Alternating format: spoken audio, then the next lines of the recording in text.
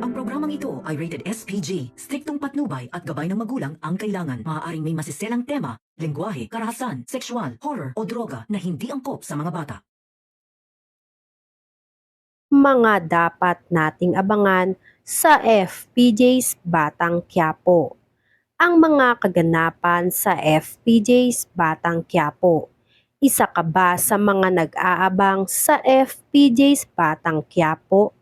Ngayong sumisikip na ang mundo ni David at Olga dahil gusto ni Ramon makasama si Marites para maging buo ang pamilya nila. Kaso, nanangamba nga itong si Olga at si David dahil sa oras na makarating si Marites sa mansyon ng mga Montenegro ay malalaman nila na si David ay pekeng anak at hindi siya ang tunay na si Tanggol.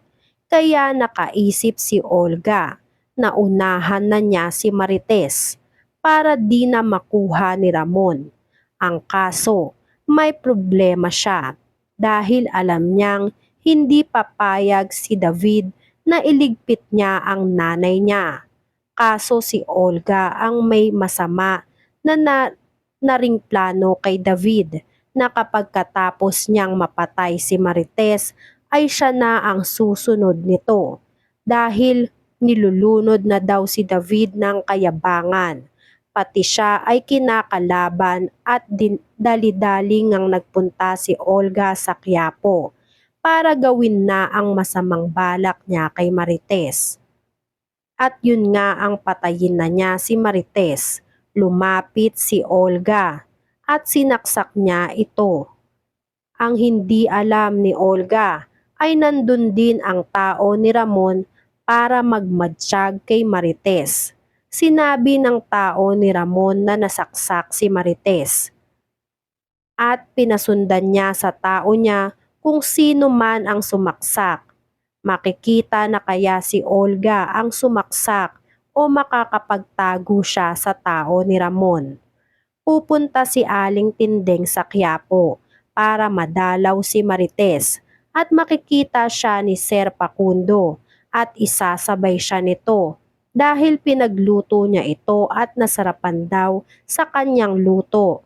Sa kabilang banda ng pag-uusap ni Marites at Aling Tinding ay sasabihin ni Marites kay Aling Tinding na ibang tanggol na ang kanilang kilala dahil nagbago na raw ito at nagmamana na sa kanyang tunay na ama. Subalit si Aling Tinding ay huwag ka magsalita ng ganyan, mabait si Tanggol. Sa kabilang banda, tuturuan na si Tanggol ni Boss Divina. Alamin ang pekeng ginto sa tunay na ginto at ang mga batang tondo ay mahuhuli ng mga pulis. Makakatakas pa kaya sila o matutuluyan ng makulong na naman.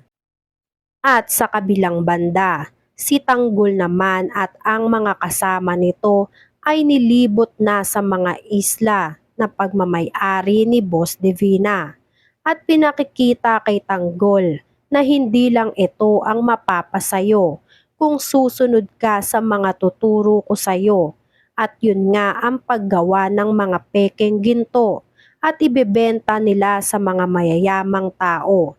At ngayong may pera na sila Tanggol, ay gagawa na sila ng kaharian ng mga kasama niya.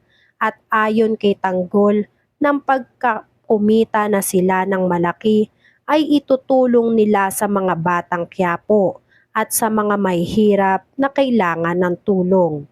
At merong magandang balita si Boss Divina dito kay Tanggol dahil meron ng buyer ang Star of Venus at pupuntahan nila Tanggol ang buyer ng Star of Venus. Nagandahan sa Star of Venus, napakalaking diamante na at sobrang kinang pa. At sinabi ni Divina, mas maganda yan kung babayaran muna. Kaso ang sabi nga daw ng buyer nila na kulang daw ang dalang pera at sinabi ni Tanggol na niloloko lang ata tayo niyan at biglang nagalit si Boss Divina na set up to. at biglang naglabas ng baril sila Tanggol at Boss Divina. Kaso nahawakan si Boss Divina ng mga lalaki at nakuha ang baril niya. Nabihag si Boss Divina at merong mga pulis na paparating na sa kanilang lahat. Makakaligtas ba sila Tanggol at ang mga kasama niya?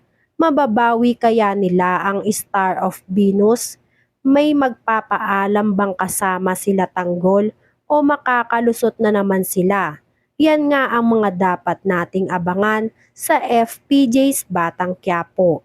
Kung gusto nyo pa ng mga gantong klaseng video ay mag-subscribe at i-like itong video na to. Maraming salamat po.